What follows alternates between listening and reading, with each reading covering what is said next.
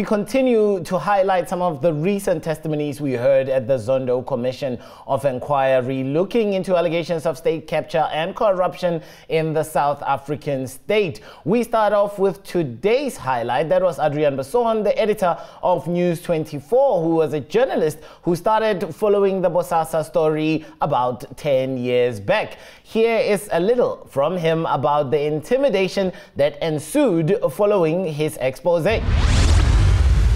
There was a period during that time when I started receiving calls on my cellular phone. These calls, there was a lot of these calls. They came during the day and night, early hours of the morning.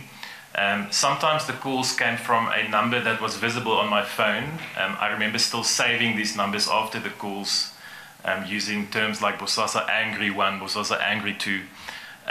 And there were also unknown numbers, so I couldn't see the number of the caller, and then also some landlines.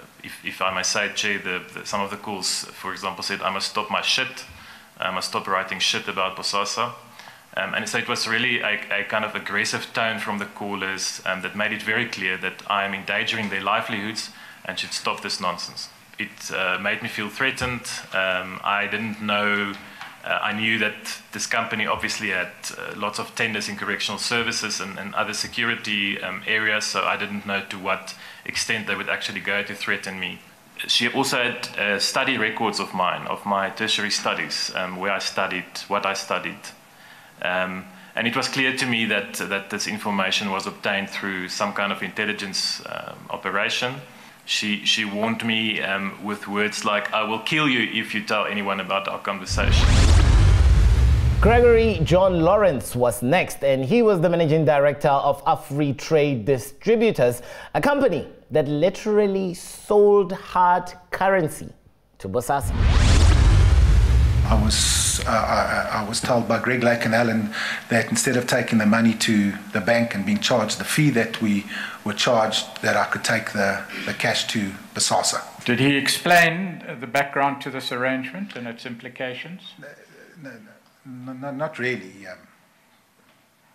Well, did he say what you had to do? All he said to me is once I'd got a certain amount of money from my clients to take it to Bosasa, and they would take it from us and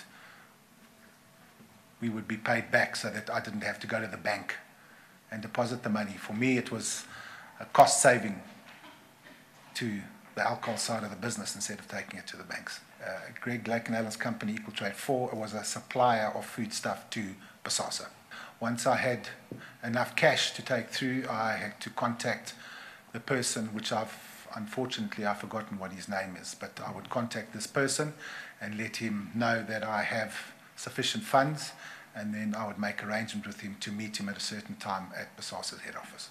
A figure of anywhere, I would say maybe 500,000 Rand, I would contact him and make arrangement for me to meet him and take the money across to him. Highest amount you can remember that you might have had at any one stage? I might have, if I remember correctly, maybe 800 or R1 million. Bosasa eventually said that they didn't need any more cash, and that this cash arrangement, that deal that we had on the table with them, was coming to an end.